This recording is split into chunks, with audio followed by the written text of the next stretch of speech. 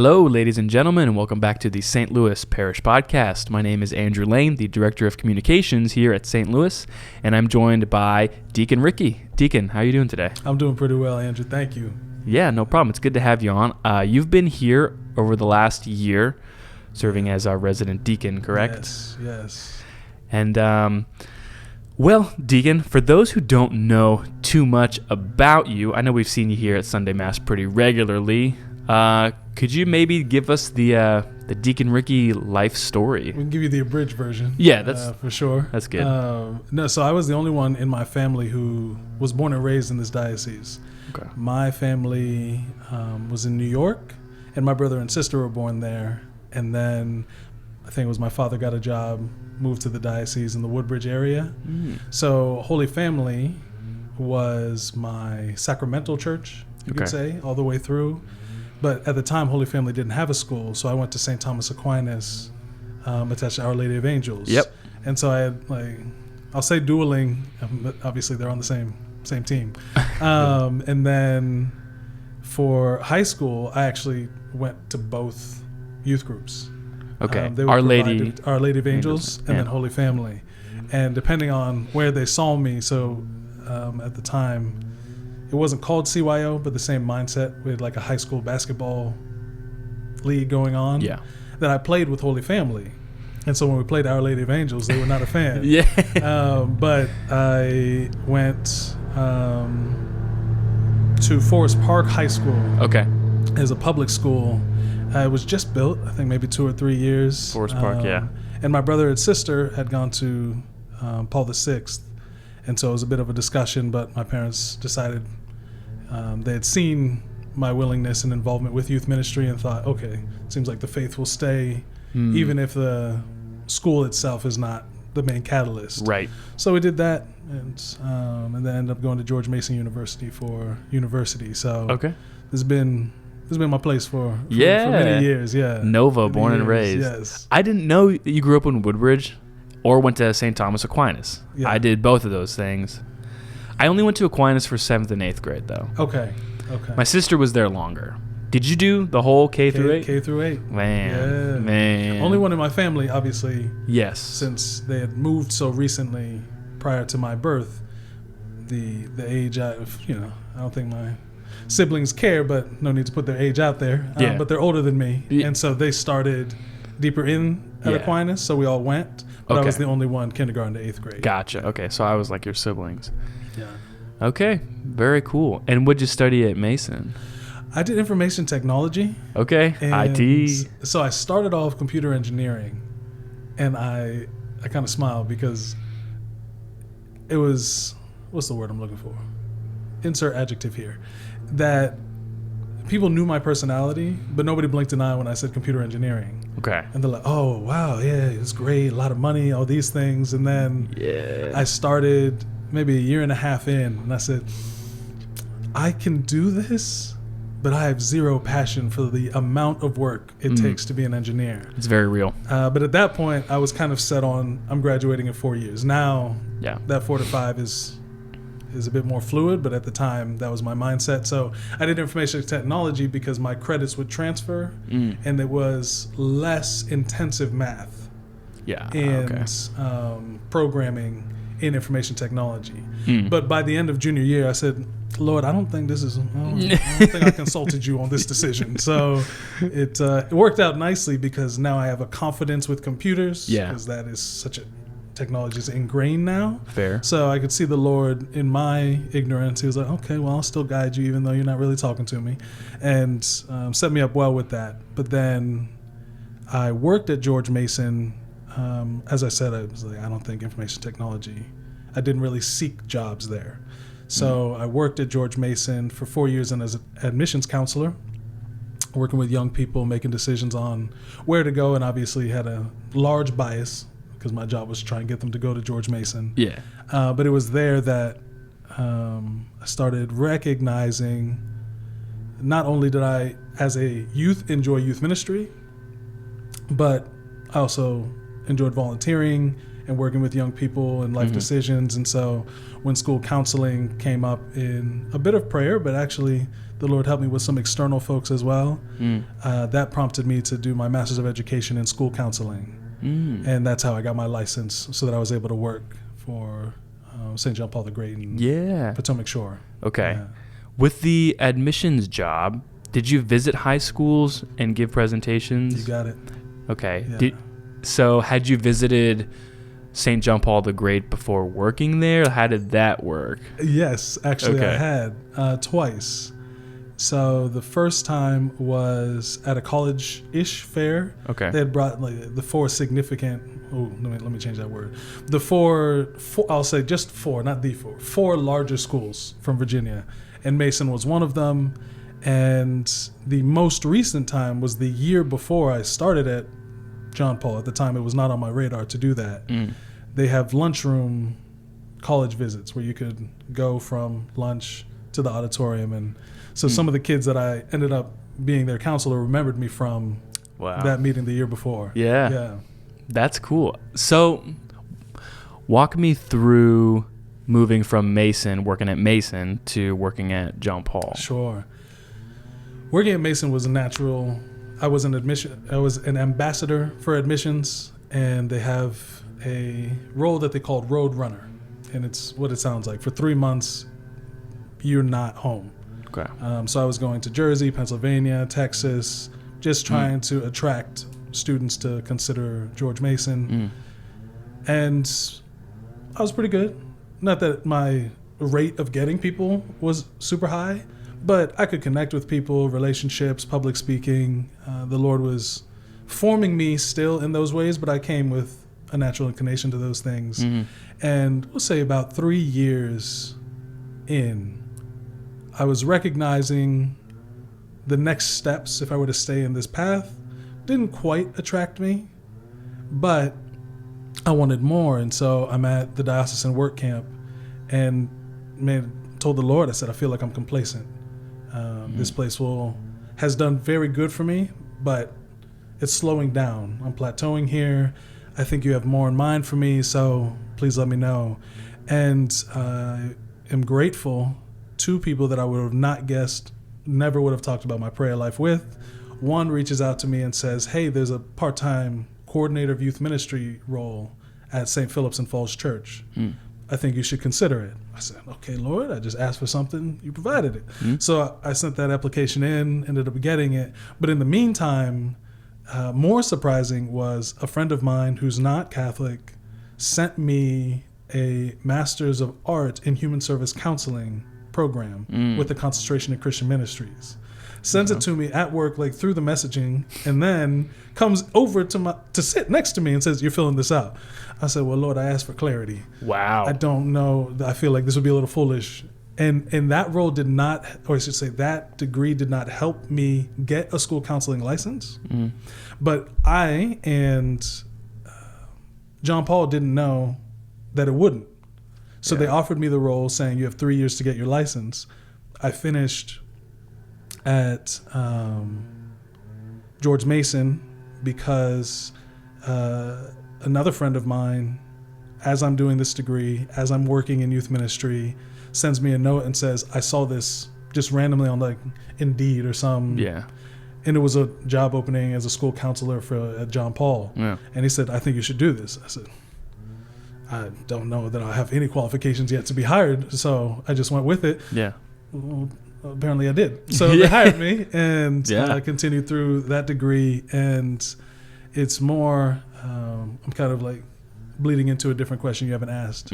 But at the time I was finishing at George Mason, I was considering the priesthood quite strongly. In fact, I had heard stories of like people dating and then breaking up with their girl to like enter seminary. And in my head, I was like, Lord, I'm not strong enough for that. Like, so I need some clarity now. And I was working with the Lord, and he's praying with me, or I'm praying with him, all these things. And then I go to a vocations retreat and I hear nothing. So I received that as, oh, okay, marriage. Great. So we started Mason. doing our thing there, and everything for me is more personal growth. I'm not even thinking about vocation, because another person at Mason had told me, and I took it to heart. He said, before you bring a woman into your life seriously, you need to be able to pay your own bills. Like, you need to be structured, established. Sure. And I took that to heart. So that was the process for me, and why I wanted more after Mason and school counseling. I ended up getting hired, and praise God, the program for the Master of Education in School Counseling was able to be abridged enough and accelerated enough that I literally finished my requirement to get the license about 3 weeks before my contract said I had to do it. Wow. And so it's, again, I'm just watching God's hand, like, kind of sewing this whole story together. And John Paul was great for me, because that was the first time that I had been in an intensely Catholic environment, where I'm watching the kids praying. Yeah. Father Zubil had just left. Father Lundberg's there, confession every lunchtime. And it's just been, I'm watching all of this around me. And I said, for me to help these young ones, I got to kick my spiritual life up. Sure. And it was through that the Lord started recalling me again to say, I think what you were thinking about when you were graduating, you should think about again. Interesting. But Andrew, brother, at this point, I had everything. The career I wanted. Yeah. I just bought the house with my brother. I bought a car in cash for no reason, Andrew. I was like, I got it like this. I know financially not smart, but I did it. And he's calling me gently but regularly. Yeah. And then I prayed a Marian consecration, again, because John Paul, they have a teacher there, Mark Moran, and he got the school to pray it. Wow. And then somebody asked me to be the one to get the students to pray it. So I said, well, I got to pray it, you know. So I did. In that summer was when I had heard what I would say was the call in the clearest form I had ever heard it. And so I joke more to myself, because I don't know if anybody else thinks it's funny, that, there's a kind of this thought that fathers will allow you to make mistakes and tell you you're doing it wrong, but not intervene as much. Yeah. Where mothers will see you making a mistake and they'll say, you're making, no, I will no longer allow you to make this mistake. I saw this vocationally. That as soon as I involved mom, she said, no, that's enough playing. Do it like this. This needs to happen now. And so it was that next year that I applied and got to seminary. So that was the summer of year 3 working at John Paul? This was the summer of year 4. Year 4, because I was there 5 years. Okay. So it was 2018 summer. Okay. And then I entered fall 2019. Okay. Entered seminary in the fall of 2019. Okay. Mm-hmm. And now we are the summer of 2025. Yes. Seminary essentially completed. Not essentially, brother. I graduated May 2nd. It is done. Not that my Fully education completed. is done. I will be formed as a priest, but seminary is done. Yes. Okay. And we just heard in the office, 16 days until ordination. 16 days. How are you feeling about that?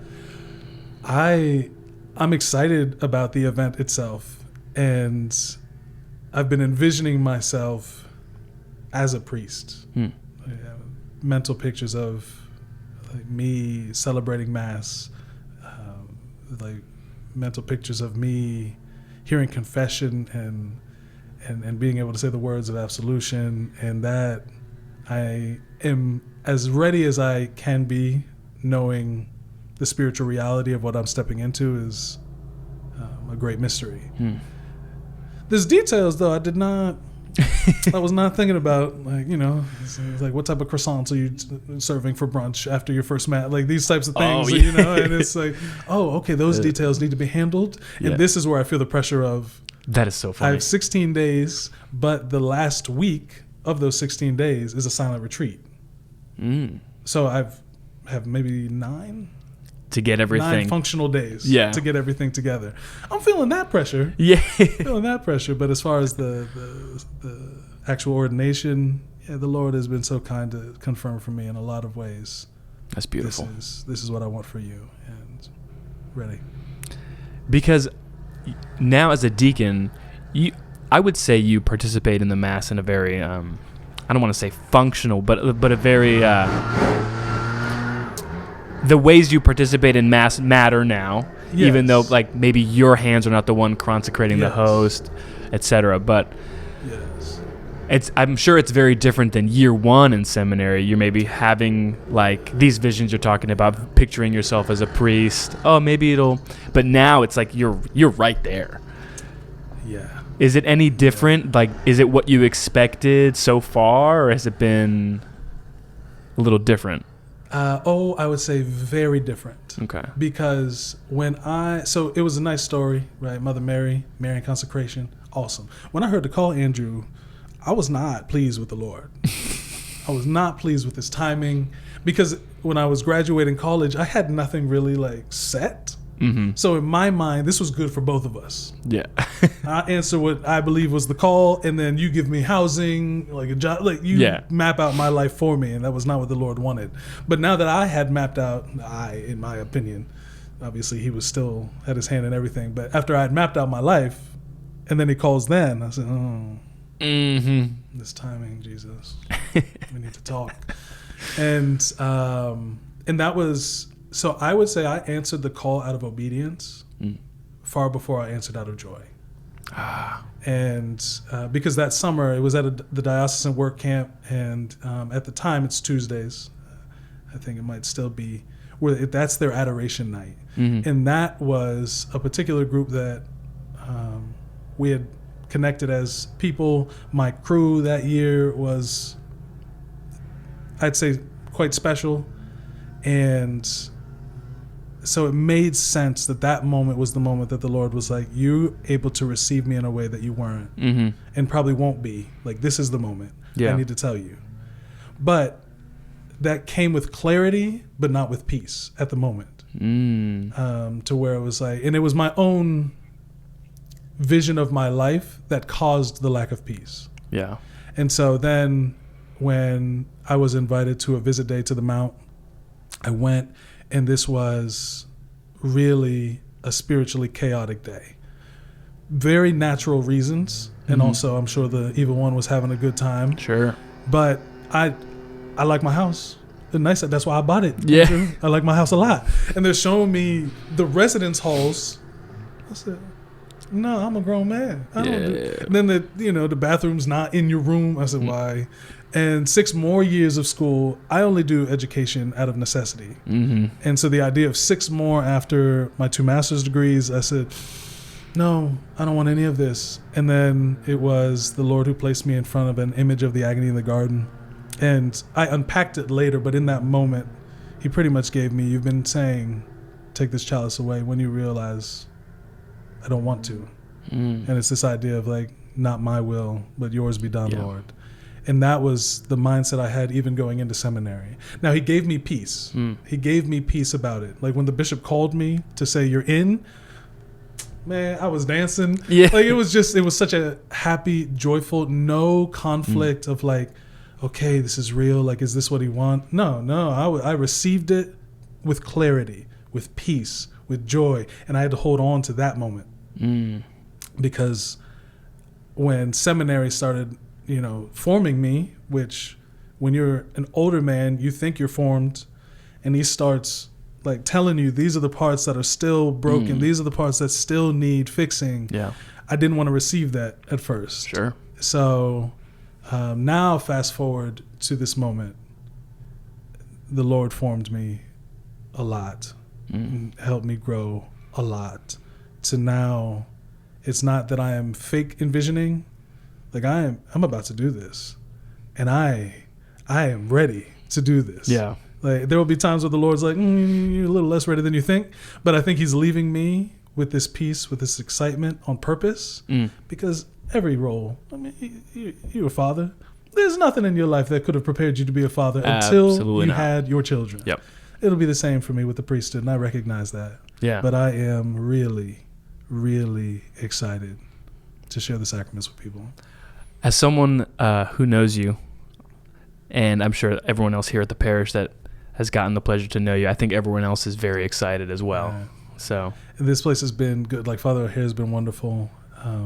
He's seen gifts that I had and just started using them. Mm-hmm. And I would say I kind of equate my preaching to like an art form, and to have a people that receive your art form well and encourage you in it.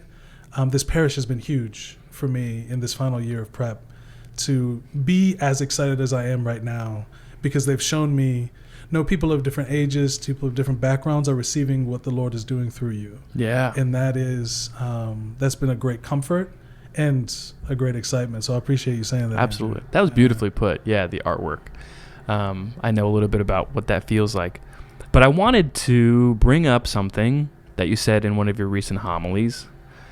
And it was, I think it had to do with the topic of your vocation. And people ask themselves this question, like, what do I want to get out of my life? Where do I want to be when I grow up? Yeah. And you essentially highlighted that's the wrong question. It is. Could you maybe elaborate on it? I don't want to steal the it was your homily. If you could maybe reiterate it and then kind of explain it. So, like I said, I've been working with, for 9 years, a decent part of my life was working with young ones trying to figure out what college to get to. Yeah. And for 4 of those years, I was specifically trying to tell them which one. And then for, say, about 3 years, I was doing the traditional, what I thought was the traditional school counseling, college counselor. Well, let's see, what are your talents? What do you think? But slowly the Lord was planting on my heart. And now I see it even more as I'm living or preparing for the fullness of the vocation the Lord is calling me to. Yeah. Gosh, I have no idea what I was doing. There's like 4,000 universities, 300, 500 majors, concentrations. You have no idea what what life is going to bring you for you to be like at age even 18 to 30. Yeah. To be like, this is what I think I want to do with the talents I have. It's silly. It's silly. And it's no peace in that. Yeah. Like, that's why kids go with no major, or young people go with no major, or they start in this one and then switch to this one. It's because they're trying to figure out something that God has already figured out for them. And you just have to ask him, what do you want from me?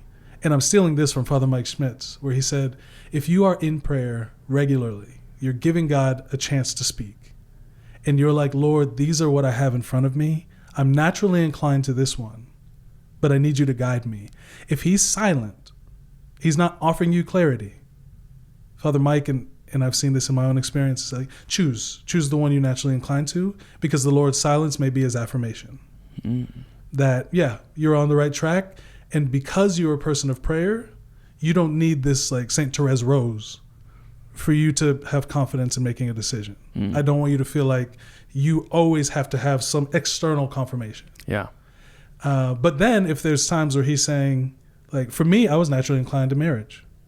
I love the idea of a wife, children. This was my natural inclination. But he told me, this is what I want for you.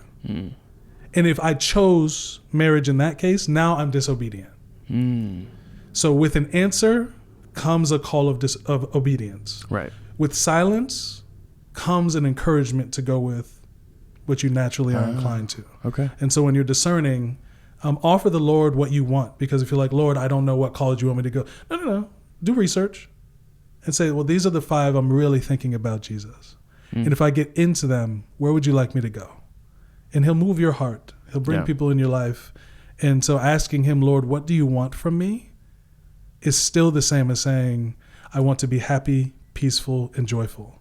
Because in a very practical way, Andrew, you can get into your dream school, let you get a terrible roommate, that dream school is no longer a dream. And the Lord is seeing what's coming. Yeah. So if he's trying to move you out of that experience, and maybe you didn't get into the college you thought you wanted, and you might find somebody that you're like, this is my best friend.